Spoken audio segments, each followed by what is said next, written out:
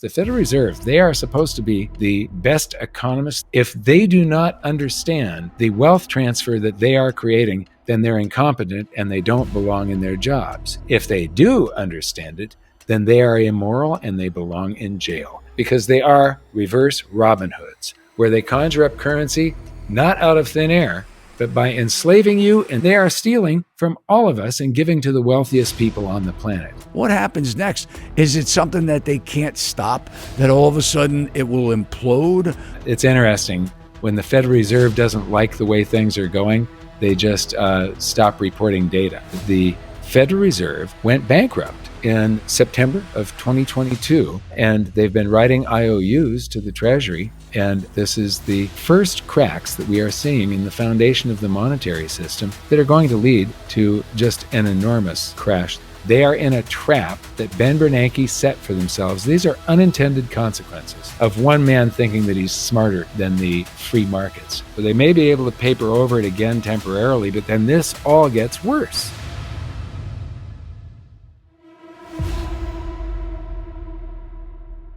Mike, so glad to see you again. I was hoping you could give us your opinion on the overall U.S. economy right now. Well, I think the Federal Reserve has pushed us into the most massive bubbles in history. All bubbles burst. I think we're going to experience a lot of chaos in this election cycle. The the scale of these bubbles, there's never been anything like this in history. And then the first crack in the economy has a foundation, and that foundation is the monetary system. And it should be something that is determined by the free markets, but it's manipulated by the Federal Reserve. We don't have a free market. The Federal Reserve is always deciding what interest rates are going to be and how much currency is going to be in the system. If 50% of every transaction that you make is the currency involved that you're making it with, then you don't have a free market. You can't. If they're manipulating 50% of every transaction, that's not a free market. And so the process by which currency is created by the Federal Reserve, there's three basic kinds of currency. The paper dollars in your wallet, currency in circulation, the currency that you experience in your bank account, your checking account, you write a check, you pay for something with a credit card, that's bank credit. That is not created by the Federal Reserve. It's created by banks whenever a consumer takes out a loan. Loans create deposits, not vice versa. And then there are bank reserves. That is the second form of currency that is created by the Federal Reserve. So the Federal Reserve creates the paper dollars in your wallet, which is only about, it's about 2% of the, I'd have to go and look at it. It used to be 2% of the currency out there. The vast majority used to be bank credit. It was like 98% of the currency supply before Ben Bernanke and what I call Bernankenomics. Bernankenomics it's what has pushed us in. It warps the economy. He made a speech back in 2002 called Deflation, Making Sure It Doesn't Happen Here. I didn't stumble across it until about 2005. But when I read it, I saw the roadmap to the future, and I completely changed my life based on that one speech. I was producing trade shows. I used to build high-end audio equipment, extremely high-end stuff, where a stereo system for your living room today, the amps and the preamps would be more than $100,000. And then I got into producing high-end trade shows and home theater. And it was called the Home Entertainment Show. And I had started the thing. I had a partner that had a minor interest in it. I just gave him all of my controlling interest in the Home Entertainment Show. and said I wanted out. And I started goldsilver.com, and I wrote the best-selling book on investing in precious metals, made an alliance with Robert Kiyosaki, started traveling the world with him, giving presentations to audiences all over the world, warning that we were going into a massive bubble. And it wasn't like the tech bubble of 2000. This was also a real estate bubble, and that both of them were going to crash. And it turned into the global financial crisis of 2008. And real estate fell by 50%, while simultaneously gold more than doubled. It pretty much tripled. So if you had sold a home at the peak of the real estate bubble, bought gold, you would have been able to wait until 2010, 2011, and buy 6 of the same homes. Real estate fell by half, gold went up by 3 times. That's 6. I mean, it would have been huge. And some of the people that I spoke to, a lot of them did protect themselves. But that speech changed my life. And since then, I have been just completely immersed in economics and monetary history. Those are my passions. People call me the gold and silver guy, and I'm really not. I'm a cycles guy.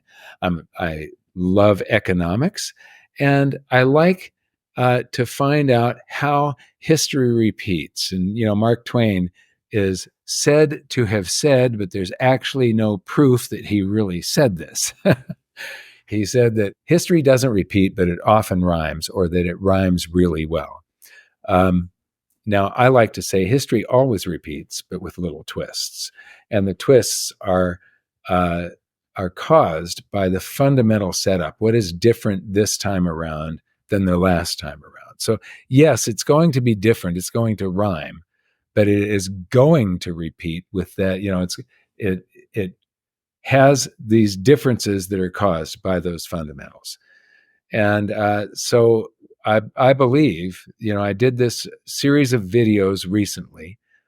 There's still another 1 or 2 to come out that are called it's the 30 Seconds to Midnight series. When it comes to like real estate, I started presenting that we were in a massive bubble. I was presenting Dr. Robert Shiller's his information on the 20 city real estate index back in 2004, when nobody knew who Robert Shiller was. I mean, this was obscure data, and I was presenting it to audiences. And when I would present this to real estate audiences, most of them either didn't believe me or came up with a reason that it wouldn't affect them, that they were protected from this bubble. And it affected everybody. So I was warning in 2004 and 5 and 6, and in 2007, the bubble started to pop. In 2008, it caused the global financial crisis. Well, we are far beyond that by any measure. It doesn't matter whether stock markets. The only way that you can show the stock market not in an historic bubble, which it is at today, but in a it's at in a historic bubble in all other measures except PE ratios. That's the only one where you can show it lower. But when it comes to how many years worth of an average income people are paying for the price for their home, we're at record levels that have never been seen before, not even in 2007. And all bubbles burst. There's just no possibility that this won't try to correct and seek equilibrium. The equilibriums that we, throughout history, an economy goes along, and there's these different sectors. You've got commodities and precious metals and real estate and the stock markets and so on. And depending on where currency goes, when the Fed takes interest rates really low, that causes real estate to that sector will run ahead of the rest of the economy and sort of go into a bubble. And then the free market will eventually overwhelm the manipulation that the Federal Reserve has caused, and that will cause the bubble to snap back. It bursts, tries to become in balance with the rest of the economy once again. But in doing so, it causes a lot of pain. Now, the pain wasn't caused by the free market. It was caused by the Federal Reserve creating the bubble. And the way that currency is created means that it can only flow certain ways. When the Federal Reserve used to mostly manipulate the economy with interest rates, they didn't add or subtract massive quantities of currency into and from the economy. They would lower interest rates, and the banks would do the work for them. The banks create loans, and that creates currency. But the sector that it flows into first is the sector that goes into the biggest bubble. And the sector that with interest rates, the most sensitive sector is real estate. And so real estate, the number of loans that are created when interest rates are low, artificially low, causes real estate to go into a bubble. But with quantitative easing, that speech that I mentioned, deflation, making sure it doesn't happen here. Ben Bernanke had a laundry list. I've got a video, I think it's called Decoding Fed Speak. And I did this, I think, back in 2015 or 16. If you take that speech, what I did was I go through the whole speech, and it's written. Ben Bernanke is an awful author. If you ever get a chance to read some of his stuff, don't, because it's just going to give you a headache. But I forced myself to read his book on the Great Depression, his big thesis, the thing that made him that made him sort of the go-to guy as far as becoming a Fed governor and then the head of the Federal Reserve. But in there's this laundry list, and in Decoding Fed Speak, I just go through the whole speech and then I pull out key words. And when you eliminate all of these words that he's inserted to purposely try and make himself sound smart, because if you can speak in these big words that go right over the audience's head so they don't know what he's talking about, they're going to say, wow, he's really smart. We should let him run things. And anyway, it was this roadmap to the future. And in there, he said, one of the things that we can do if there's a crisis and interest rates hit zero, the zero bound it's called, there's a whole bunch of things. The Fed is not out of ammunition. We can do this, we can do that. One of the things he said is we could expand the menu of assets that the Fed can buy, like it's a restaurant menu. And this menu of assets was restricted to U.S. Treasuries before that. I spent 4 years writing my last book, The Great Gold and Silver Rush of the 21st Century. And in that 4 years, I spent most of my time researching things on the Federal Reserve's website and the Bank of England, which is much more forthcoming when it comes to explaining how currency creation works and how central banking works, how the economy works. They're quite honest. They're less obscure. And so between the Federal Reserve and the Bank of England, like I said, I spent 4 years diving deep into this and trying to figure it out. And the Federal Reserve Act, I went through the Federal Reserve Act and I pulled out these lines. And in my book, I would show an entire page of the Federal Reserve Act, but then I just turn some of the words red so that you don't get lost in all of the legal mumbo jumbo. You see what it actually means by just connecting the dots. And the Federal Reserve is restricted to buying only assets that are guaranteed by the federal government as to the principal and the interest. Well, that means U.S. Treasuries. What are U.S. Treasuries? It's an IOU from the U.S. government. How is the principal and interest on those treasuries paid? Through your future taxes. So they're selling off pieces of your future lifetime into the markets. But when the Federal Reserve buys them, they get to type currency into existence that didn't exist before. The second that they buy an asset, the currency is created. Now, before 2008, it was only U.S. Treasuries.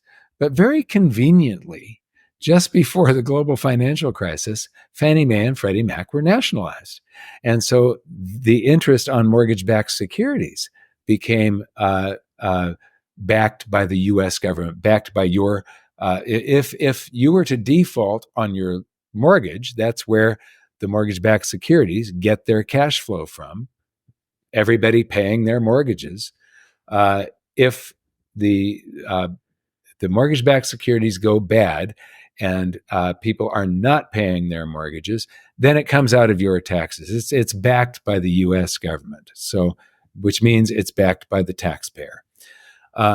Anyway, that happened just before the global financial crisis, and then Ben Bernanke changed the basis of our monetary system, the basis of the the foundation of the economy, with something I call Bernankenomics. And the roadmap was that speech, but when he introduced quantitative easing, they were doing something on a scale never before seen, and through a method that causes when he was trying to inject currency directly into the economy. But because the Federal Reserve Act restricts them to buying U.S. Treasuries and mortgage-backed securities, and it also says that they have to buy through the open market, and the Fed has constructed a special open market. It's not open to you and me. it's this open market where there are always somewhere between 18 and 30 primary dealers. These are the largest brokerage houses on earth. They have to also be a market maker in U.S. Treasuries. So they have to show up at the Treasury auctions. And but they also buy and sell from from any brokerage house. They're bidding and so on in the regular markets that all the brokerage houses use. The Fed, though, only uses these brokerage houses that they're restricted to, that they can buy from. And so when they want to inject currency into directly into the economy, the Fed buys something from a primary dealer. But that primary dealer is not a bank, and so it does not have an account at the Federal Reserve, a checking account that the Federal Reserve can pay into. So the Federal Reserve can't pay them directly. Every member bank of the Federal Reserve System has a checking account at the Federal Reserve. The open market that the Fed, according to the Federal Reserve Act, the open market that they buy from, they cannot be banks. The Federal Reserve cannot buy bonds directly from the banks. They have to buy them through this open market of brokerage houses. The brokerage houses are not banks, but they have an associated bank. JP Morgan Securities has JP Morgan Chase under the same corporate umbrella, basically. B of A Securities has Bank of America, and so on. And so the Federal Reserve types currency into, they buy $1 billion worth of bonds from JP Morgan.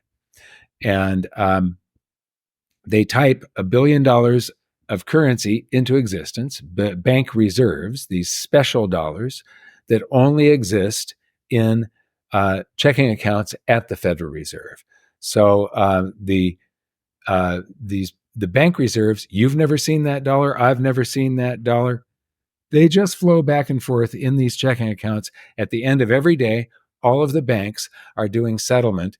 They pay each other, they borrow from each other, they loan to each other, but those dollars are special dollars that really there are methods that they can become other dollars and leak out. But none of us have ever seen or touched or dealt with a bank reserve dollar. So there are three basic dollars in the economy. Like I said, bank credit, bank reserves, and then currency in circulation. So they want to pump currency directly into the economy. And I have a diagram that can show you what I'm talking about. So this is the diagram.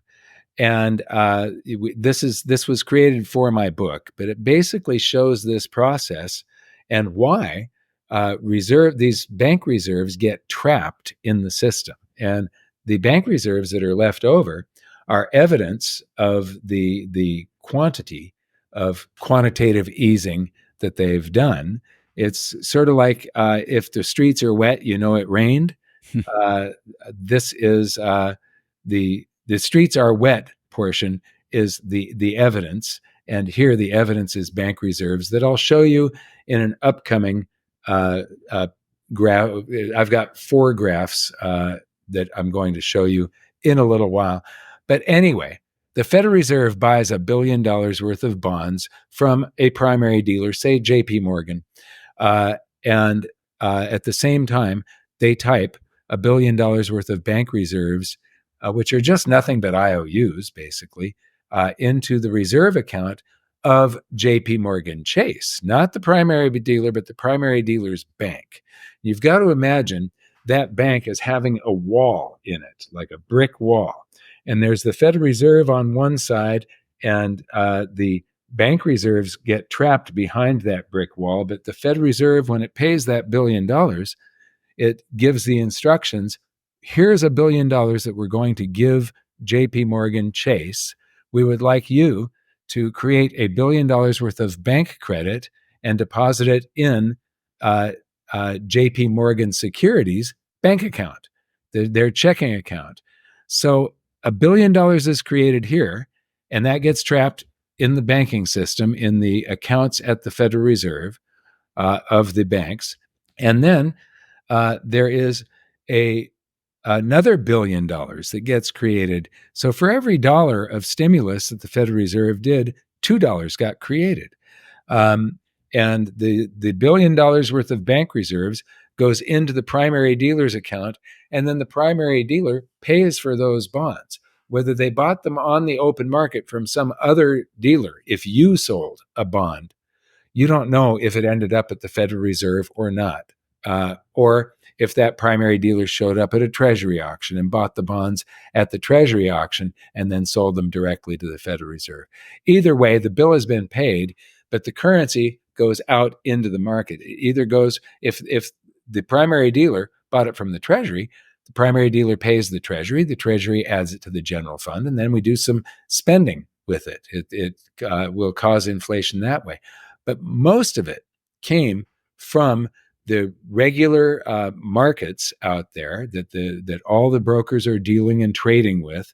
And so it goes into the stock market and the bond market and lifts the financial markets. So it causes that portion of the economy to warp out of whack with it becomes out of whack with the rest of the economy. And that's what's been driving, since 2008. That is basically what has been driving the stock markets and the bond markets, is all of this currency creation by the Federal Reserve.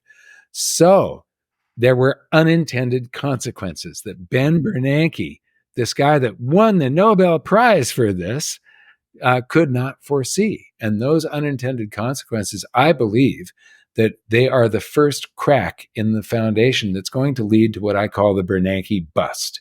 Bernankenomics is going to lead to the Bernanke bust. And to me, it's clear as day. But this bust is probably going to be one of the greatest crashes in history, simply because of the scale of the bubbles. Now, the Fed's playbook, we all know the Fed's playbook, and all the other central banks drop interest rates down to zero and create a ton of currency until the stock markets start going up or real estate starts going up. They are scared to death of a deflationary implosion because of the bubbles that they have pushed us into. And so I believe that it's really time to get prepared. But this is that system of currency creation. Federal Reserve has to buy something. It's got to be backed by the U.S. government. So they're buying mortgage-backed securities and U.S. treasuries. And then they create bank reserves. It gets trapped in the banks. The banks then create a mirror image of the bank reserves in bank credit, pay the primary dealer, and that bank credit is now brand new US dollars bank credit floating around out in the economy. But with all those bank reserves back there getting trapped and building up, you don't want the banks to use them for anything that can disturb the economy. At least Ben Bernanke didn't want them to use them for that and cause inflation and other things. And so what I've done, the Fed Reserve publishes data on bank reserves and then the interest paid to the banks. Bank reserves never needed anywhere from 40 to $50 billion to run the whole banking system smoothly. That was enough for all the banks to do this end of day settlement all the time. 40 to $50 billion for decades. Today, with the size of the economy and the size of the currency supply, we might need 55 or 60 at a peak to be able to do all this settlement and make it run smoothly. But right now, there's about 3.4 trillion, I believe it is, stuck in the banking system. And the Federal Reserve came up with a real novel name for all of this stuff to make it sound like it wasn't an accident, like this didn't get trapped. It makes it sound like it was part of their plan. They call before 2008 the limited reserves regime, and the after 2008 is the ample reserves regime. they're really good at slapping lipstick on a pig. But the thing is, the Federal Reserve is trapped. The data that we've got is the amount of reserves, but then in 2008, we started paying interest on reserves. So we've got that data. What I've never seen anybody else do is take the amount of reserves times the interest rate to calculate how much has been paid to the banks. And, where do they get this? The Federal Reserve, people will say, oh, well, the Federal Reserve can just create currency out of thin air. No, they can't. They are handcuffed by the Federal Reserve Act. The only way they can create currency is by buying a certain type of asset that is guaranteed by the US government, by the taxpayer. They've got to do it through this system of the primary dealers. Whenever they do that, it creates even more currency that gets trapped in the system. They're paying interest on that currency. And so I had noticed that the Fed stopped having profits and owes the Treasury. And every week, from the Federal Reserve Act back in 1913 is the act, but they didn't go into business until November of 1914. And that's when they opened their doors for business. And ever since then, whatever profits are left over, the Federal Reserve is not part of the government. It's a private cartel, basically. Every member bank of the Federal Reserve System has to hold stock in the Federal Reserve. So to become a member, they have to buy some stock in the Federal Reserve System. And it says right in the Federal Reserve Act that by law, they are paid a 6% dividend on that investment. And so at the end of every week, the profits that the Federal Reserve has from all of the interest that all of these assets pay, first they distribute the 6% dividend to the member banks, and then they deduct their own operating expenses, and whatever is left over, the net profit, is turned over to the Treasury every week, so the balance goes back to zero, and then the Treasury adds that to the general fund, and the general fund then is the deficit is just a little bit less because of these profits, and if they don't pay it, then the Treasury has to issue more bonds. And so basically any difference, this currency that Ben Bernanke is paying, or, he's the one that started it, it's now Jerome Powell, but that is being paid to the largest banks on earth, that is coming out of your pocket. Anybody that pays taxes is the Ben Bernanke stuffed his hand into, he's a pickpocket.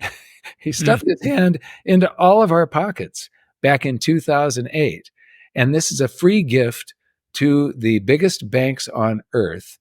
And when the interest rates are low, it's just raining currency on them. When interest rates go up, it is a deluge, and it has the Federal Reserve trapped.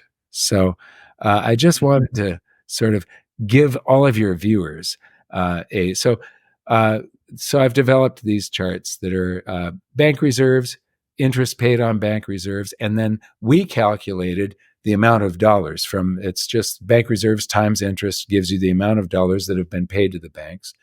And it is now at about $500 billion. The national debt is, I believe it's like 35.5 trillion or 33.5. I can't remember right now. But that 0.5 wouldn't be there if it wasn't for that 0.5 is part of the national debt that we all owe, that you owe, courtesy of Ben Bernanke, and it was given to the banks instead of reducing the national debt by that amount. So anyway, yeah, you saw a video of mine that had that in it, right? Yeah, so you had some charts too. If you could pull those up, that would be great. Okay, awesome. Okay, so in the upper left-hand corner, we have bank reserves. And what's going to happen here is this is all Federal Reserve data except for the lower right-hand corner, interest paid to the banks. We calculated that off of the Federal Reserve data. Like I said, it's bank reserves times the interest rate gives you that lower right-hand chart. I apologize. The Federal Reserve does not provide data on the payments to the Treasury before 2011. So that's that. The data should go back to 1914, but it doesn't. It's just not there. It's interesting. When the Federal Reserve doesn't like the way things are going, they just stop reporting data. I see so many data sets that say discontinued. Now, if you go to the Fed's website, the St. Louis FRED, FRED, because it's their research and education division and data. If you go there and just type in discontinued, you will be amazed at the number of data sets that they are no longer reporting, even though you know from other data that they are still collecting that data. Anyway, so here we have bank reserves, interest on bank reserves. Like I said, this times this equals this. And then whatever profits are left over every week are paid to the Treasury. And this basically shows that the Federal Reserve went bankrupt in September of 2022. And they've been writing IOUs to the Treasury. And I believe that this is the first cracks that we are seeing in the foundation of the monetary system that are going to lead to just an enormous crash that we have out in the future. So I'll be able to stop and start these now and then, but you're going to see time go by here. And then the scales are going to automatically change to show you how big everything is. So here we go. We've got 40 to 50 billion, and there's 2006, 2007 is coming, and then 2008, and Ben Bernanke starts QE. So he's creating all of this currency, and he's paying interest for the very first time in history. And this little wobble here is an anomaly in the program that takes all of the numbers and turns them into these charts that have, by the way, an associate of mine named Kevin Lally wrote the program to do all of this. And so I want to thank Kevin for that. Like I said, payments to the Treasury, that won't start until 2011, simply because I don't have data. But if we had that data here, what you would see is that the payments to the Treasury are reduced by whatever this amount is. And so here we go a little bit further on, and you've got that was QE1, and then here comes quantitative easing 2, and the data from the Treasury starts, and you can see that when the quantity of currency reserves, of bank reserves, goes up, this gets reduced a little bit. Wait until you see what happens when they start trying to raise interest rates. The leftovers that the Treasury gets are smaller and smaller. And here the rates are starting to go up back in 2016 and 17. And the payments to the Treasury are going down. And if you look at the angle here of what's being paid to the banks, that changed dramatically with this rise in interest rates. even though bank reserves are coming down. More and more is being, the amount given to the biggest banks on earth on your dime, courtesy Ben Bernanke, and the payments to the Treasury are going down and down and down, which increases the national debt. And then COVID comes along, Powell drops the rates to zero, but then, and so payments to the Treasury go back up when he drops interest rates, even though he created all of this currency, $4.2 trillion. The payments to the Treasury stayed low until these rates start going up. And now it's going to watch what happens, the deluge, and watch this scale change here as interest rates raise. We're at 165 billion. If I had been rattling off the numbers here, it would have gone 20 billion, 21 billion, 22 billion, 23.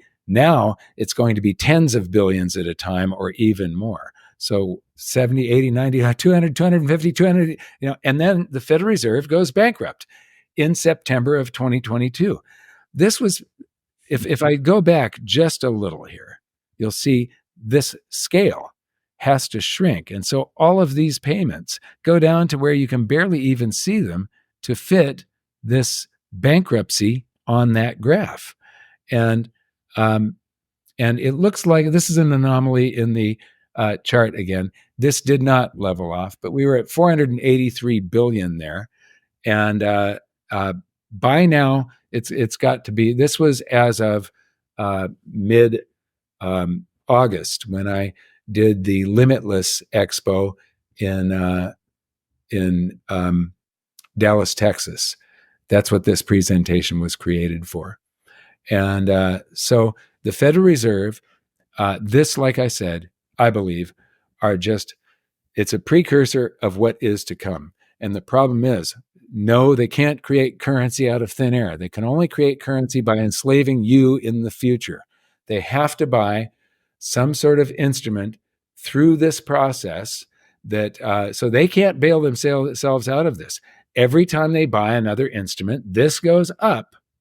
And that means they've either got to keep interest rates down near zero to be able to show a profit again. If they bring interest rates down to zero, this will eventually get paid back and they will be profitable once again. But if they do that, then real estate and then the currency supply starts to expand because of loans being made because of the zero interest rates. They are in a trap that Ben Bernanke set for themselves. These are unintended consequences of one man thinking that he's smarter than the free markets. The free markets should be ruling things. It sets supply demand in equilibrium and creates incredible prosperity for all of us if they're just left alone. And so that's my story, and I'm sticking to it. Mike, you said that we're facing the largest financial collapse in history, something that, I think of the Great Depression. What does all this mean? What do you see happening? Obviously, the Federal Reserve just reduced, they just changed their policy. They dropped the Fed rate by 0.5 point. Jay Powell would like to think that, and he has said that there is some skepticism or has, alluded to potential skepticism that we're not, completely out of the woods yet. What you're showing is a disaster. The Fed's bankrupt. They're not paying the U.S. Treasury. The taxpayers are bearing the brunt of, our tax money's going to debt. Just the interest on the debt, not even reducing the debt. What is this financial collapse and when will it happen? I don't know how severe. I know the playbook. I know that they're going to try to create a whole bunch of currency, pump the markets, and they're going to drop interest rates to zero. That just gets them deeper into this trap. So they may be able to paper over it again temporarily, but then this all gets worse. And so it's just going to come back at them. Each one of these crises, you look at the 2000 crash, was not nearly as bad as 2008. And this one is going to be bigger than those. The pressures that have built up with the scale of the bubbles that I was talking about. If you go to my YouTube channel and you take a look at the 30 Seconds to Midnight series, the video that came out right after this video, The Fed is Bankrupt, that one shows that we are probably right on the precipice right now. It shows that there's all of these different indicators. One of them, the SOM rule, it's a rate of change in unemployment that has accurately predicted 9 of the last 9 recessions with no false flag events. And it has just triggered again. And the thing is, it triggers in the middle of a recession, not before the recession. And the bond yields have just uninverted. So we no longer have inverted bond yields. And many times the recession comes either just before they uninvert or just after they uninvert. But that is the signal that you're either in a recession or a recession is coming. I've noticed if you go out to dinner midweek and see if that restaurant is as full as it used to be. I was just out last night, and a restaurant that, on Mondays, this is being recorded on Tuesday. On Mondays, in Puerto Rico, most restaurants are closed. There's only a few that are open. And so the few that are open are generally packed. In this restaurant, there was only 3 tables with people at them. I couldn't believe it. I had never, it's a place that we go to on Mondays because nothing else is available. So a recession is a trailing indicator. The government will assess things, and the Federal Reserve, and the Bureau of Economic Analysis, I think it is, will come out with the data about 6 months after the recession. They'll say, oh, we've been in a recession for the last, or it might be even 9 months. Oh, we've been in a recession for the last 6 months. It's a trailing indicator. So they really don't know until after you're in a recession that there's a recession. They don't know a recession is coming until after we've been at least 3 months in a recession. But the SOM rule really spells out that we are probably in a recession right now.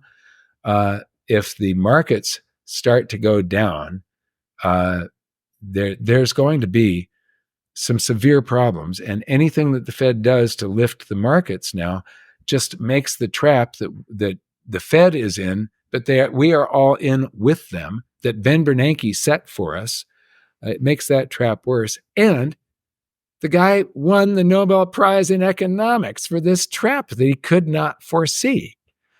Anybody with the arrogance and hubris to think that they know more than the free market. The free market is the sum total of the trillions upon trillions of transactions that are going on in an economy. And this one person thought that he knew better. The Fed needed to step back and not take the actions that they did and be very, very careful. The markets needed to clear. And when you measure PE ratios and a whole bunch of other things, even the Shiller 20 City Real Estate Index, the inflation-adjusted Shiller index for real estate, only came near fair value. It didn't go. Normally, when you have a bubble and that bubble pops, it should go undervalued first, and then you build off of that foundation of undervalued. Real estate didn't go undervalued. It came back down to what is considered fair value. The stock markets came down into the fair value range, but then Bernanke pumped them back up into a bubble immediately. So the Fed is trying to prevent bubbles from bursting, but all bubbles burst. It's inevitable. Well, you talk a lot about history, and I mean, that's how we learn. That's how we should learn. We look back at history and determine the mistakes that were made and try and avoid those mistakes. And you had, referenced, history doesn't necessarily look the same. What's happening now doesn't necessarily replicate history, but it has its, imprint all over it. But it seems that what has happened here, and you're showing this mastermind creation of how the Federal Reserve puts currency now into the market, um, the creative way that they do that. The Fed is I mean, they're bankers, central bankers. I mean, now it's such a more of a global thing, and there's a lot of market manipulation. But I'm just kind of curious, based on you referencing the economy from historical trends, what have they learned to do now, where we haven't really seen a recession, we haven't seen record unemployment, when I think everybody has expected it by now? What is this new way of them creating this currency and expanding these bubbles even bigger? Have they actually manipulated the markets to prevent it for decades to come? I mean, we've been all saying, expecting a crash, right? It's right around the corner. It's coming. It's coming. It's coming. Is this trickery that they have created going to continue things the way that they have been and expand things for the next 10, 20, 30 years before we see any kind of repercussions? Well, do you think that the average person can afford like 100 times their income as far as the price they're paying for a home? I think they don't even care about that. I'm beginning to wonder whether they even want people to own homes. Well, I wonder that too. It's just that the scale of the bubbles that exist now, do you think, I'm spinning your question back around on you. Do you think that there is a limit where they are no longer able to inflate that bubble? And that the free market has always overwhelmed these bubbles, and all bubbles do burst. Well, Mike, look what they did as far as, let's just take the people that had purchased prior to now. And they're not throwing them out. They're not foreclosing on them. They're creating bailouts, modifications. Now with student debt, I mean, look how long they kicked that can down the road. They're probably going to come up with something to generate stimulus in their pocket to pay these debts off. I mean, they're bailing the banks out. I mean, let's face it. We should be in a massive banking crisis right now. I mean, what happened at March 12th weekend, which started with Silicon Valley in 2023? I mean, with the bailout of Silicon Valley and then all other banks, I mean, we should already be seeing a massive banking crisis. They just guaranteed everybody's cash in the bank. It was only to be $250,000 per depositor. They just guaranteed depositors millions and millions and millions of dollars. And, at basically just a quick decision.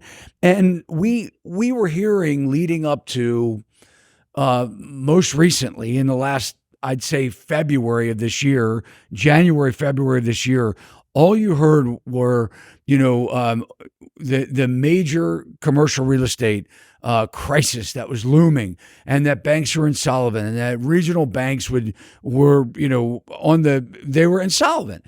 And now we haven't heard anything about that since then, since February. So they seem to, there's this masquerade that's going on where it's just kind of polished over.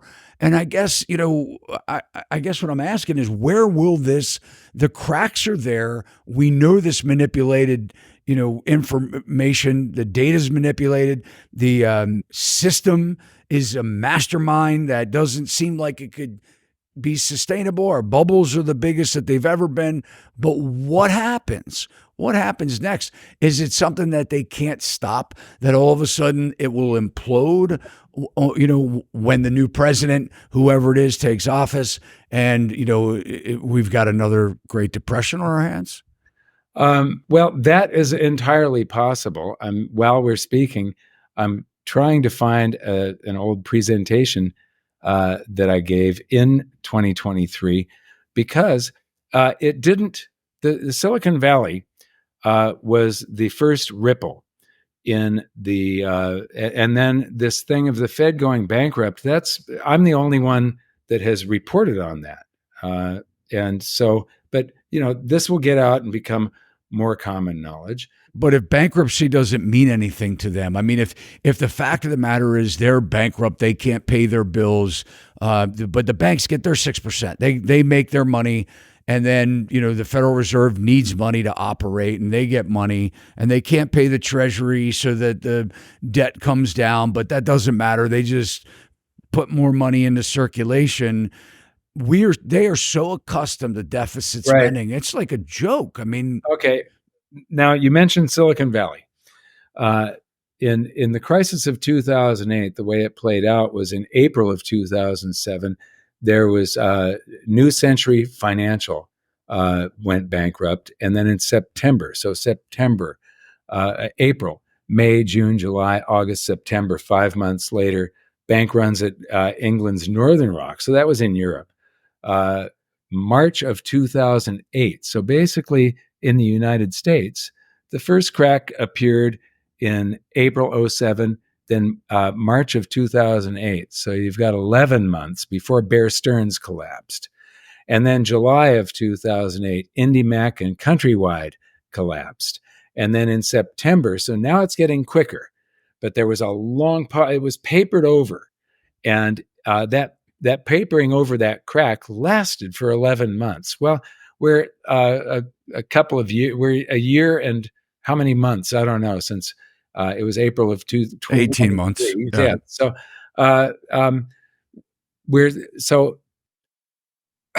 was 11 months, and then March to July, July to September 7th, 2008. Fannie Mae and Freddie Mac were nationalized September 15th. So that was September 7th. September 15th, Lehman Brothers, the largest bankruptcy in history. September 16th, next day, AIG gets bailed out. September 25th, Washington Mutual, the largest bank collapse in history. Then October of 2008, the Fed, the TARP program commits $700 billion in taxpayer funds. November of 2008, so now it's slowing down a little bit. Citigroup gets bailed out. December, 1 month later, General Motors and Chrysler get bailouts of $80 billion. January, the next month, Bank of America bailed out for $20 billion. February of 2009, Obama approves a $787 billion stimulus. June of so now it's really starting to slow down. June of 2009, GM files for bankruptcy and closes 14 factories. October of 2009, unemployment hits 10%. December of 2009, a record $2.9 million of real estate foreclosures. So that's playing out from April of 2007 to December of 2009. We all remember the day that basically Lehman Brothers, the writing was on the wall that they were going to collapse. The Fed and the Commodities and Futures Trading Commission and the all of the, I can't remember the president's group on working group on financial markets. I can't remember all of it, but they're all burning the midnight oil. They pushed it off so it didn't happen during the week. And then all through the weekend, they don't get any sleep. They're trying to figure out how they're going to keep the entire financial system from melting down. And then on Monday morning on the news, Lehman Brothers is now out of business. And if you had an account with them, if your retirement was with Lehman Brothers, I mean, this is the reason I like gold and silver and the reason I sell gold and silver. If your retirement was with Lehman Brothers, it requires the performance of a counterparty to make good on all those stocks you supposedly own and such. But if it was with Lehman Brothers, you lost. There was no counterparty to have that performance. So with gold and silver, it doesn't require the performance of a counterparty. But that was the way things played out then. We are just seeing a little bit slower train wreck at the beginning, but it's a train wreck nonetheless. And I think you're going to see the answer that I want to give you to your big question here. The question is, can they just push this off until the 2030s, the 2040s, for several decades? No, they can't. That's my opinion. Sometimes I'm amazed at how far they can kick this can down the road. But there is something that the problem with nothing is that something always happens. You can't count on nothing. I think this was a quote from, do you know who Richard Russell was? He started Dow Theory Letters, the very first financial newsletter.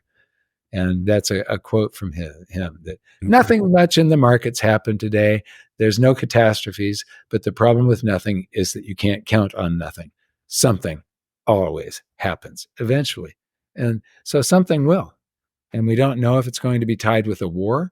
All of the economies are interconnected now. So we don't know if it's going to be something that happens in China or Australia or Canada or here. Wow. Talk about the scale of real estate bubbles. We know it's insane in the United States, but take a look at Canada.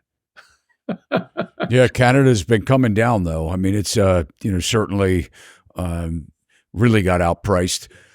When that's the way that the 2008 financial crisis started, is real estate started coming down in 2006 and 7. It started falling slowly at first before everything just fell off a cliff. So things always start out slow until the day they stop being slow and become very, very fast. Mike, you had said just now that we're more on a global level. The Federal Reserve, it's a central bank. The Federal Reserve is the central bank of the United States. Every country has a central bank. You're in gold. We've noticed that gold prices have gone really through the roof since the beginning of this year. What is it, up 30, 35%? It's something, it's crazy, or almost 35%. Take it from its bottom back in 2001. Since then, gold was $250 an ounce, just over.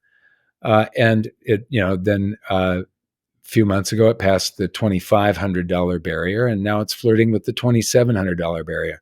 Well, going from $250 an ounce to $2,500 an ounce means the gold didn't change. It means that the dollar lost 90% of its purchasing power against gold in that 23 years. In 23 years, the dollar, which is not money, it was Aristotle that first defined the key attributes that something has to have to be called money. It has to be a medium of exchange where we're using it in trade for goods and services. It has to be a unit of account so that you can put a price on things, and it has to be a store of value. That store of value is one of the key attributes that it has to have. And the dollar used to be worth 1/20th of an ounce of gold. Now it's worth 1/2700th of an ounce instead of 1/20th of an ounce. And so it has lost 99% of its purchasing power. It's not a store of value, and it cannot be called money. It is currency. It's a national fiat currency. And the problem with currencies, we used to have everything tied to gold. And very often people have compared currencies, all these different exchange rates. And they said, well, the dollar went up, the dollar went down, whatever. The euro went up. Well, they're all falling at different rates compared to real stuff. If they weren't, then the price of a medium price, single family medium price home would still be $3,000 like it used to be before the Federal Reserve. If we were using gold, that would still be the price pretty much. The 100 years before the Federal Reserve, prices went up. You had inflations and then deflations, inflations and deflations. And that all has to do with, excuse me, how the public is feeling. If the public is feeling good, velocity of currency, the number of times that it changes hands back and forth, the number of transactions that are happening in an economy pick up, and you have a short-term inflation. And then something happens and the public gets scared. And when they get scared, the velocity of that was money back then, backed by gold, the velocity of money falls, transactions slow, and you have an offsetting deflation that net out to zero. And over 100 years, the price of a loaf of bread, the price of a house, they didn't change. Ever since the Federal Reserve was established, we've had this constant erosion of the purchasing power of the dollar. So for the betterment of themselves, the banks. The banks, yes. Yeah.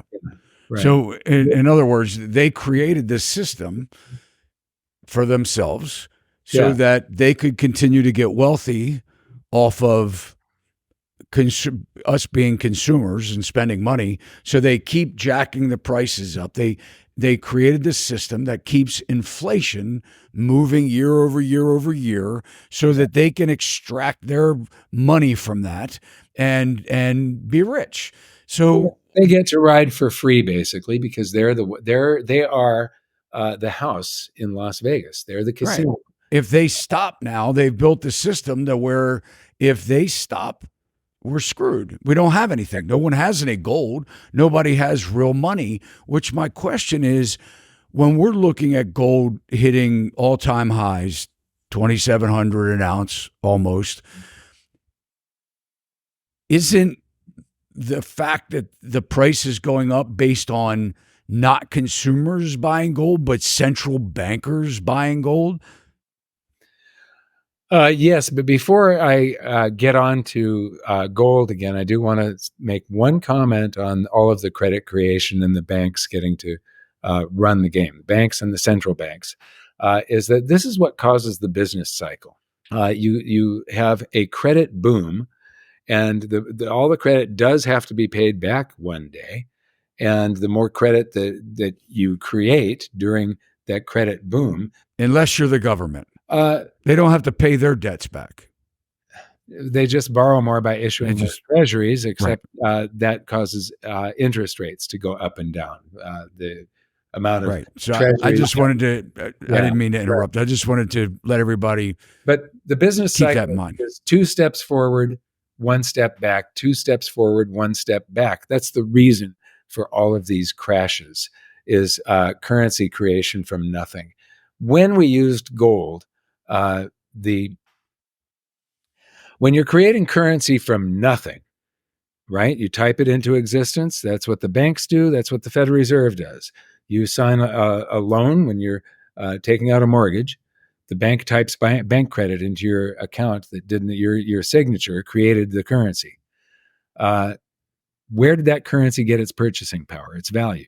It got it by diluting. The second you spend it into circulation, when you pay for that house, you've diluted the currency supply and stolen just a minuscule amount from every unit of currency out in circulation. So first of all, it is theft. It's immoral. And it's enslavement because when the Federal Reserve does it, or when the U.S. Treasury does deficit, when the government does deficit spending and they're funding it with Treasury bonds, those bonds they're borrowing the currency from other people and promising to pay them back out of your future taxes. So that's enslavement because you have to work to pay off the prosperity that we're enjoying today. We all owe this prosperity back. But the sudden boom that is caused by dropping rates too low, for instance, when the Federal Reserve isn't allowing the free market to set interest rates, that boom is eventually gets overextended, and then all the debt does have to, there's payments due on it, plus interest, and it has to be paid back. And when that overwhelms the amount of new currency being borrowed into existence, we then have a crash, and you have this business cycle. You can see it very clear. Look at a 100-year chart of the stock market and look at these constant dips. It used to be a 4-year cycle. Now it varies. It can be 10 years, except the dip is twice as bad. Instead of letting it happen and if we didn't have this expansionary voodoo system where they conjure up currency, not out of thin air, but by enslaving you and stealing from the entire population, which causes prices to rise, which actually makes it harder to afford things. So it impoverishes, it benefits the few at the expense of the many. And so Well, it's Anyway, just like you said, if you take a little bit off the top for them, if yeah, they can inflate the prices up, your sales tax means a little bit more for them. The property tax means a little bit more for them. So every time that, prices go up, they get to take a little bit more money, a little more current, interest, current. on it. Or currency. Yeah. I got to remember who I'm talking to. Right. Mike's teaching us all that the paper dollar is fraudulent, right? That's what you say. It's We, not I, I, it's I not call it, money. It's fraudulent paper. yeah, I call it a fraudulent reserve note. Right. Yeah. Got it. So let's talk about central bankers. Why are they buying up so much gold right now? What can we learn from that? Well, they realize that the fiat currency, all these floating exchange rates. This is a very fragile and unstable system right now. And gold is a foundation that doesn't go away. It doesn't require the performance of a counterparty. It doesn't require future collection of taxes for it to be good. The dollar does. The dollar isn't worth anything without future extraction of your work hours, without you having to work in the future and pay taxes. And so it truly is an enslavement tool. And the central bank buying of gold, and Russia just announced silver as well. And I believe this will, in the late 70s bull market of precious metals, which had been the greatest bull market in history to that date. Gold went up 25 times, silver went up 43 times. If the audience wants to know any more about any of this stuff, like all of the stuff that we just talked about, the creation of currency and stuff, that's in chapter 4 of my latest book, The Great Gold and Silver Rush of the 21st Century. It's for free. There's 2 chapters that are online. They're free. The first one is chapter 3, the simplest chapter in the book, the most entertaining, the funnest, the easiest to understand and take in, and it'll benefit you for the rest of your life. It's simply a primer on how to read charts, because a chart can be created to lie to you, and you've got to be able to decipher what's going on. And if somebody is trying to spin this story to make their point, but basically skewing your perception of what is really going on. The second chapter is all about currency creation. And one of the things you mentioned, when they do this process that I just showed you of quantitative easing and creating all of those bank reserves that get trapped in that stuff, but when they inject all that currency into the stock market, it lifts the stock market faster than the rest of the economy.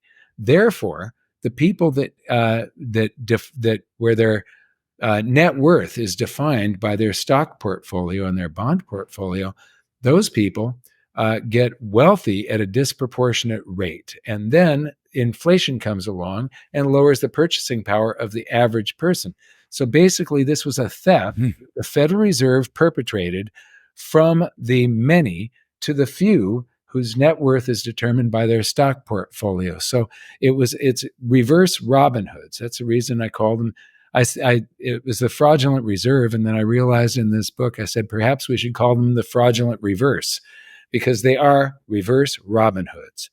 They are stealing from the poor and giving to the rich every second that they do this stuff. I mean, the only way that the Federal Reserve Act constrains them, they are handcuffed to this one method of currency creation that steals from the average person and gives to the richest people on the planet.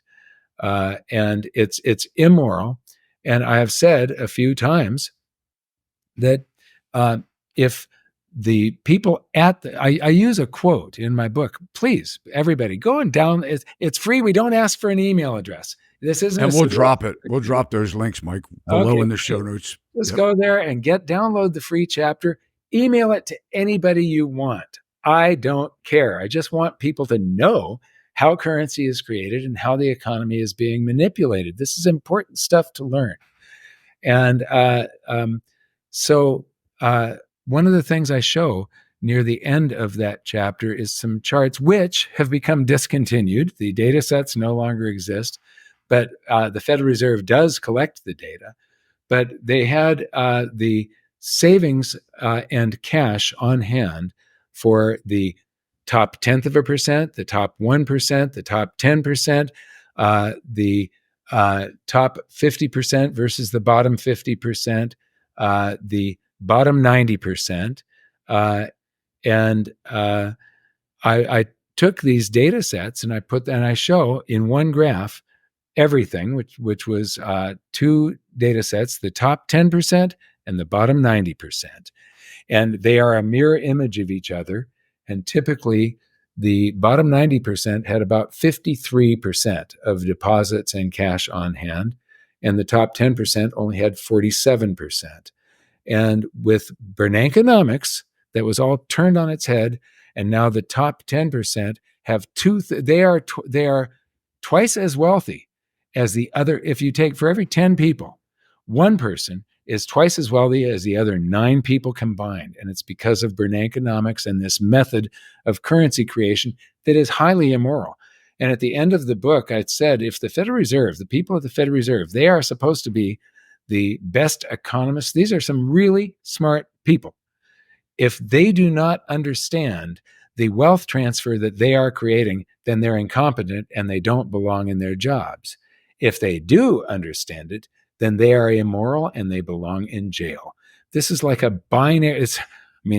There's no middle ground here. They either understand it or they don't. And if they do, then they are stealing from all of us and giving to the wealthiest people on the planet. And it is highly immoral. It is theft. It is enslavement. I would imagine it's not very easy to get your PhD in economics. No, it's not. And here's the funny thing. I didn't finish high school. I'm self-taught. I'm glad I'm self-taught because I recognize things that other people don't, simply because of my dyslexia. I couldn't read. I couldn't learn in the method that my teachers wanted to teach me. And this was before teachers were taught to recognize it. Scientists knew what dyslexia was, but teachers were not taught to recognize it. And so third month of 10th grade, I left because they were wasting my time. I was wasting theirs. I could not learn in the way that they were trying to teach me. And now I'm a best-selling author because Steve Jobs came out with text-to-speech and speech-to-text, dictate in his operating system on Macs. And I was able to read books for the first time because the computer speaks to me. And I was able to, so I just gobbled up all of this stuff, but I'm all self-taught. And what I know with the stuff that I just showed you was all put together from me spending 4 years writing that book and researching the Federal Reserve and the Bank of England's websites and confirming everything. If you look at the end notes, the end notes are like footnotes, but they're all at the back of the book instead of the bottom of the page. And if you look at the end notes in the book, it's extremely well researched, and I make no claims that are not backed up by a Federal Reserve or a Bank of England quote. It's all there. So, well, I do have a couple more questions, that I want to address. Getting back to the state of commercial real estate, are we still in a commercial real estate crisis, or is this all of a sudden it fixed itself somehow?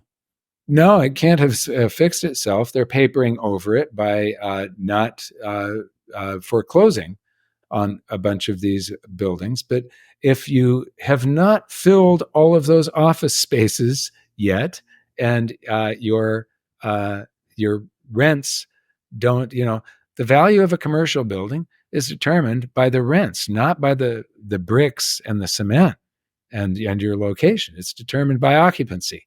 And it's occupancy times the rents that are being paid. The total amount of income determines the value of the building. If the building is 20%, 30%, 40%, 50% empty, you have a problem. Actually, the bank has a problem. The value of your asset fell below the amount of the loan, and you are upside down. The bank is upside down on your loan. And so it's being papered over right now, but it's another thing that when something snaps and starts the crisis, all of these other things are going to snap as well. I remember one of the few times I've taken a vacation in my life, I was up in Canada and I was riding a horse through the snow and just beautiful, like 2 foot deep snow. And then there's this powder on all of the branches of pine trees. And once one of them falls, it causes this cascade, and you hear this as all this snow hits those one branch after another, and it collapses. And it's going to be a similar type of event, just like we saw in 2008. The Silicon Valley meltdown was just the first crack. And this, the September of 22, actually, when the Fed went bankrupt, that was before Silicon Valley. And so, but nobody really, that one has sort of been swept under the rug. Nobody heard about it really. It wasn't big news. But now I've put it together and I showed you where the capital is coming from to fund this, and it's coming from you, anybody that pays taxes. So when we look at banks, regional banks specifically, knowing that the commercial real estate crisis hasn't gone away, and vacancy rates are increasing, some office, or some employers are calling people back to the office, but when their leases are up, they're looking for smaller space, and we know that vacancy rates are not good across the country. With banks keeping these types of commercial loans on their portfolio, and it's said that somewhere around 70% of a bank's portfolio or assets are commercial real estate. What's the state of the banking industry? Are they insolvent, like we heard back in January and February, to where we could see this commercial real estate crisis really collapsing banks? Are banks insolvent? Yeah. Well, every bank is insolvent from the moment they make their first loan.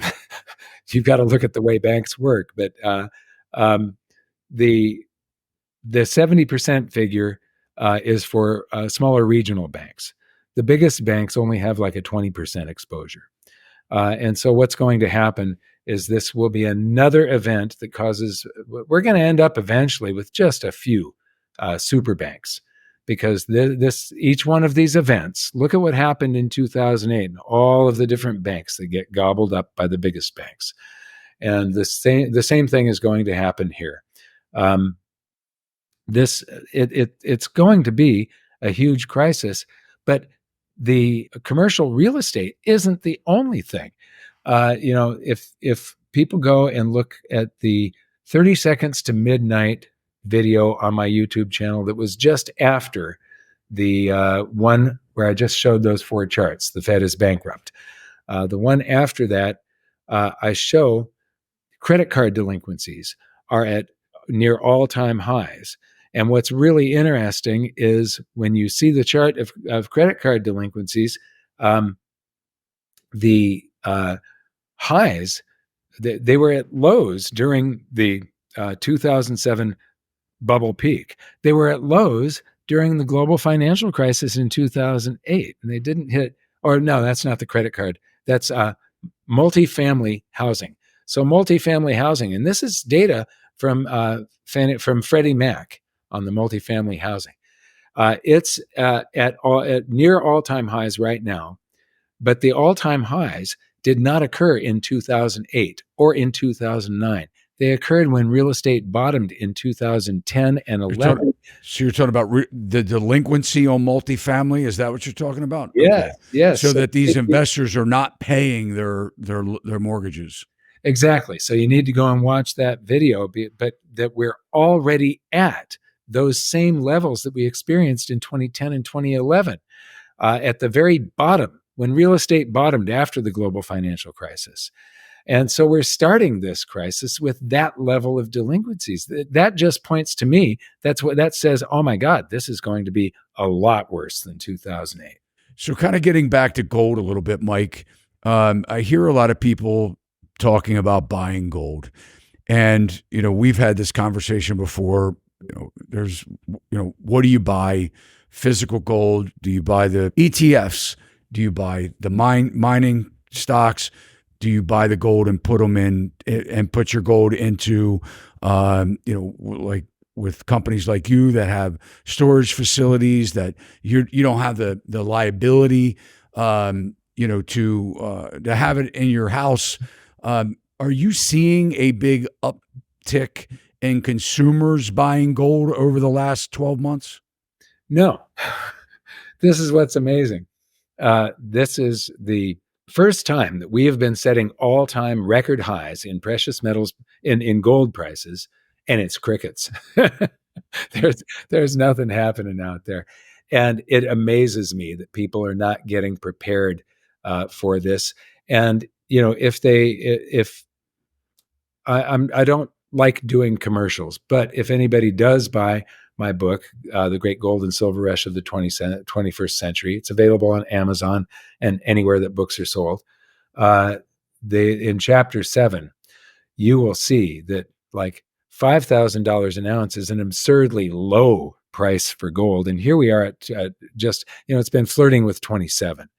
I am truly, at the end of that chapter, I said, after presenting all the evidence, I mean, it is just this huge laundry list of evidence that shows that in a panic, you're going to be seeing gold going past $10,000 an ounce. I don't want to see it go past $10,000 an ounce because the economy is going to look very, very different if it does that.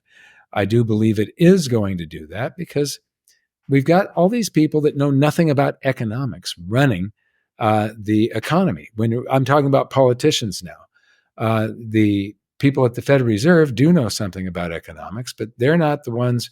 They are influencing the economy with the quantity of currency and interest rates. But when it comes to doing all of the spending and taxing and trying to steer the economy, the government has and selling treasuries and everything else they're doing. That's all done by people that just do not understand economics and the repercussions from somebody trying to manipulate something. When they come up with what they think is a good idea, but it violates the fundamental economics, we always get punished for it. And so, yeah, I would encourage anybody to learn as much as they can about this. So you're telling me it's crickets on the consumer front, the increase in gold price purely from central bankers putting the demand on this gold. So getting back to that, Mike, do you believe people should be buying the physical? Yes.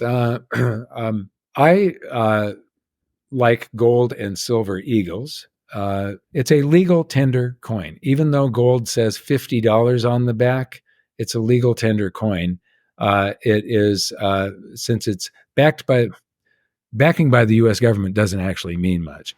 But since it's a legal tender coin, counterfeiting is being done in China, but it's far less counterfeited than anything else because the Secret Service investigates. And so it's very safe. If you buy something and you leave it in the chain of custody of the vaulting system, like my company, I was the first one to start offering third-party vault storage by Brinks to my customers. I was the first online precious metals dealer to start doing it. I was also the first precious metals dealer to make it so that you could go through the entire process purchasing online by taking a deposit on a credit card. So you can go to goldsilver.com, you can put these things in your cart, but we also have something called InstaVault, where you're getting the lowest price of gold and silver that we can possibly give you by giving you ounces or grams of gold or silver inside of kilo bars of gold or 100-ounce bars of gold or 1,000-ounce bars of silver. That's the lowest. When you're dealing with the bars that they trade on the commodities exchange, that is where you get the lowest price per ounce. And then it's in a vault. It's fully allocated on the books. It's a very, very safe system. It's fully insured. It's guarded with guys by guns, and it's extremely liquid. I mean, we're just introducing a system where you can hook your bank account to it, and you can make a purchase, and it'll automatically deduct. So you can lock in a price, make a purchase. It's stored there, and when you go to sell it, it's highly liquid, and you can lock in a price instantly. You get paid within 72 hours. So it is absolutely as liquid as a stock.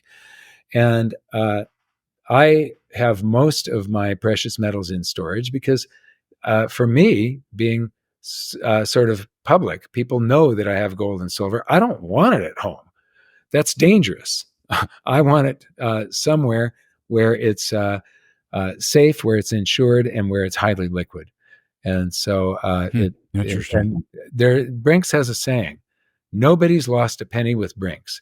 And that has been true since I believe it was 1860, right after the Civil War, when Brinks started.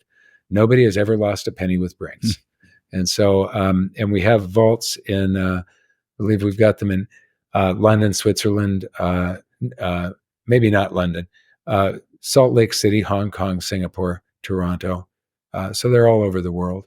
And, but like I said, when you're in that InstaVault so you can store certain things, 100-ounce bars of silver, eagles, all of that is insured, or you can take delivery of it, or you can put it in your IRA, or you can open up a trust account. You can open up a joint account. There is a vast, we just we're introducing a lot of features currently over the next few months. There's more and more features coming on the website. It's been years of work to get this new portal done. And it makes it convenient. And so I was the first one to create a website where you could buy gold and silver like buying a book on Amazon. That was my goal. And the gold and silver, that's a means to an end for me. My passion is the education. I like being able to explain these things to people. This gives me, that gives meaning to my life. Making a profit, now I've got another mission. I've got a farm that I bought in I moved to Puerto Rico because of California.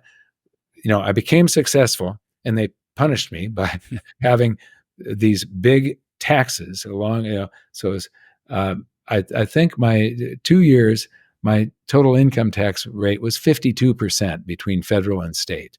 And then you pay all these other taxes, sales tax and gasoline tax and registering your car and all of that kind of stuff. And it adds up to a lot. So I moved to Puerto Rico to save on taxes. But here I've acquired a 900-acre farm that we're trying to do. I've got this. Currently it's very expensive. I almost wish I hadn't done it, except we're trying to change the world here also. With precious metals, we were trying to show that we were trying to enlighten the world that maximum prosperity can only be achieved through individual freedom, free markets, and sound money. I wish I had said honest money, because it is honest money versus dishonest currency. And with this farm, we are trying to reverse the environmental impact of modern farming techniques while creating tastier, healthier food. And so we are completely off the grid, solar powered. We are going to be doing a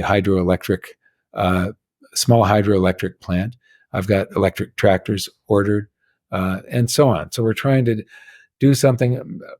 Farming is the only thing that mankind does on a massive scale globally that can be turned from carbon positive. Currently, it is producing between 9 and 18% of all greenhouse gas emissions to atmospheric carbon negative through something called permaculture farming techniques. And so I want to sort of lead with that. But, getting back to gold and silver and currency, the reason gold is honest money versus currency being dishonest money, dishonest currency. Gold, in order for it to have purchasing power, a prospector had to go out and look for a claim. And after that, that claim had to be developed into a mine, which means sometimes cutting a road 100 miles into the wilderness. And then you've got to get power out there and water. And then you've got to dig the mine. And after you have moved all of that dirt, on the average, you have to move about 30 tons of dirt. That's the purity of the ore to get 1 ounce of gold. One gold coin is 30 tons of dirt that you had to move. And then that has to go to a refinery and get refined and poured into a bar. And then a mint buys that bar and they melt it down and mint it into a coin. And if back in the days when we used gold, if you saved up enough gold to buy a house, the amount of work that you were putting into saving that gold was equivalent to the amount of work of producing that gold, which was equivalent to the amount of work of chopping down all the trees, digging up the cement, making the copper wire, and paying a bunch of guys to hammer a house together.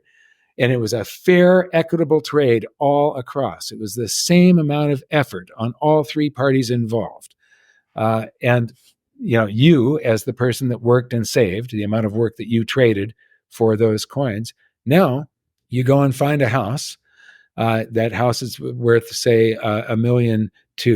And you go to the bank and you say, I've got this house I want to buy, and I need to borrow $1 million. I've got $200,000 for a down payment. I need to borrow $1 million. The bank looks at the house. They go, oh yeah, that house is worth $1.2 million. We'll loan you the $1 million on that house. You sign the document. They type $1 million worth of currency into existence. And when you buy that house, you've just stolen. Well, you didn't steal it. The bank stole it on your behalf. They stole purchasing power from all the rest of the public. They gave it to you temporarily, but now they have a lien on your house. It's the bank that owns your house until you make that last payment. Now, this doesn't necessarily apply if you're a real estate investor. The debt creates cash flow for you, which is good. And if you're running a loan to asset value ratio that can handle a 50% pullback in prices, then you're safe, and you're using that debt as leverage to get rich. And until they call the note. Right. But they won't call the note as long as your debt doesn't exceed the value of the asset.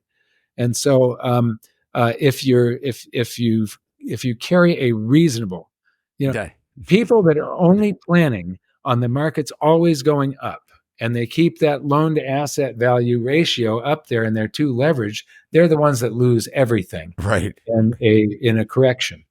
And I'm really afraid of this crisis that we have brewing.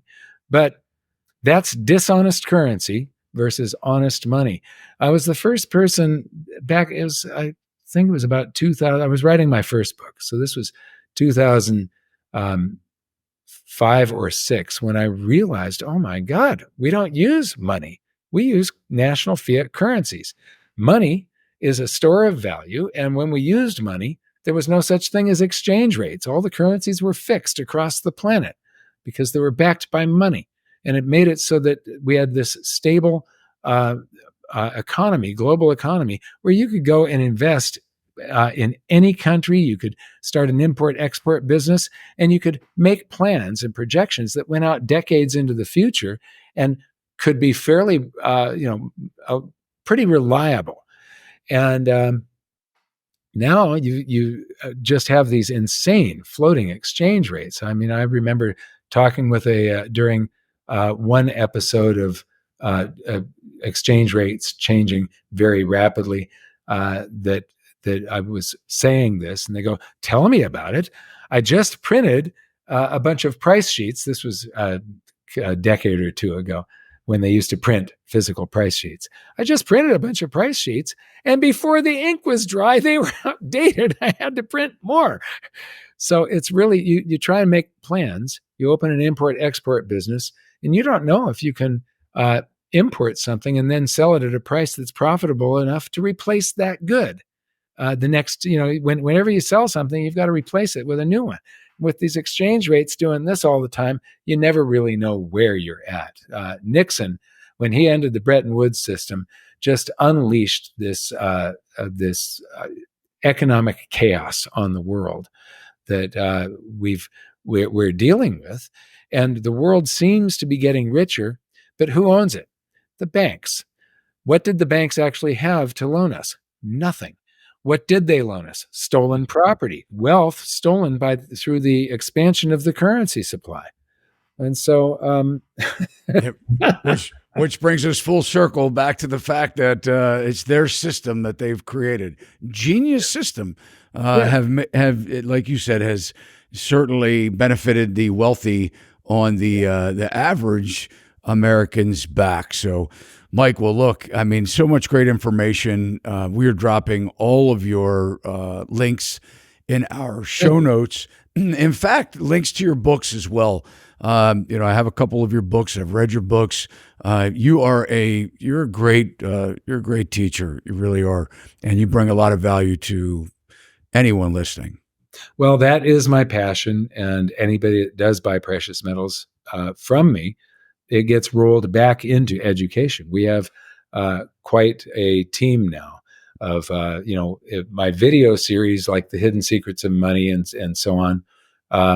We have a couple of full-time animators, an editor, my producer, and then I've got a team of people behind me at goldsilver.com. And there is no other precious metals dealer that creates as much information as we do. And also, we've got an insiders program where, see, I am not a gold bug. I am a cycles guy. I'm trying to protect myself and do as well as I can. And through studying history, it just said that we were at a point in history where the best thing that I can do is invest. I started buying gold at $315 an ounce was the spot price back in 2002, October 2002. And gold, since it bottomed in 2001, is up 900%. And the stock market is up just under 300%. So gold has outperformed stocks by a factor of 3. Yet people still consider it sort of a nutcase investment that, it's been the best performing asset other than cryptos. Cryptos are a brand new asset. When you're starting at zero, there's a long way to go. I mean, from 0 to 1 is an infinite return. And so, well, Mike, it doesn't benefit the powers to be. I mean, that's right. Pretty much, I mean, that's what it boils down to. I mean, if you're not buying stocks, they'd much rather you invest in the stock market where they have insider knowledge and insider trading and, and I mean, why not? I mean, if you're able to be at the top and see behind those closed doors, certainly, why would you want people to invest in gold or silver?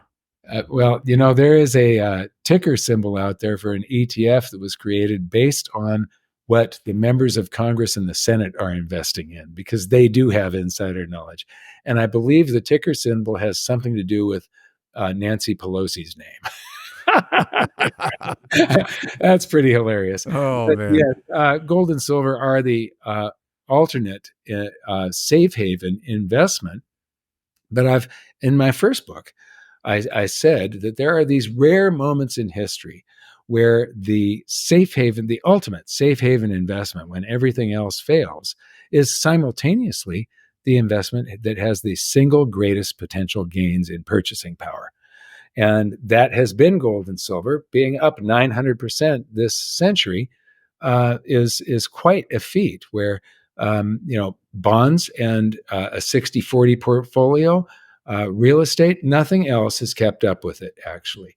And I believe that we haven't realized that the vast majority of the upside potential lies in the future. One last thing I'd like to say is that I didn't really talk much about silver at all, and silver is incredibly undervalued compared to gold. You really can't try and name something that is still selling it at a discount to its 1980 high. The intraday high on silver in January of 1980 was $52.50. And currently it's trading at around $32 or something like that. Wow. And so there isn't really anything else except maybe computer chips, which was an infant technology back then. Other than that, everything else in society is trading at multiples of that range.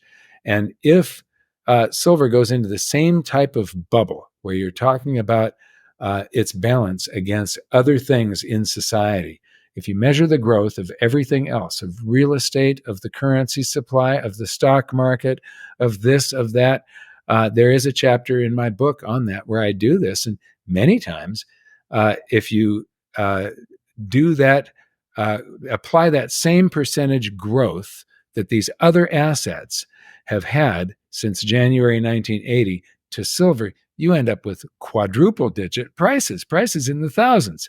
So I do believe that triple digit silver is absolutely inevitable, that it's in the cards. I believe it'll vastly outperform gold. I believe that what will happen is that you will, if you do invest in silver, you're going to think you were wrong because gold will react first.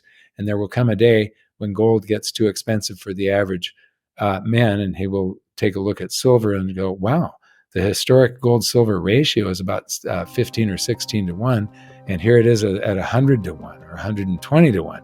Silver is way undervalued. When the public changes its preference from buying gold to silver, it takes off like a rocket, and that's exactly what it did in late 1979. Interesting. Well, I hope to see you back in Puerto Rico, Mike. We're trying to put another trip together, and hopefully next time we meet. Well, this time, come up to the farm. I'll have some rooms for you. That sounds great. I appreciate that. Take you up on it. Thank you. See you soon. Thanks so much for making it to the end of the video. I hope you enjoyed Mike. I mean, wow, what amazing insight and sound money policies that he has. It just rolls it off the cuff. He's so educated in this issue, and we need to be paying attention to what he's saying. One of the biggest compliments that you can do for me is to share this video with your loved ones and friends. I think more people need to hear Mike. I hope you agree. And I always enjoy your comments and questions. Post them below. And if you enjoyed the video, you can let me and Mike know that you did by hitting that thumbs up. And if you haven't already subscribed to our channel, please consider doing so now. Hit the alert bell as well, and you'll know when we upload content just like this. See you next time. Sachs Realty, Maryland broker number 607720, office number 443-318-4514, equal housing opportunity.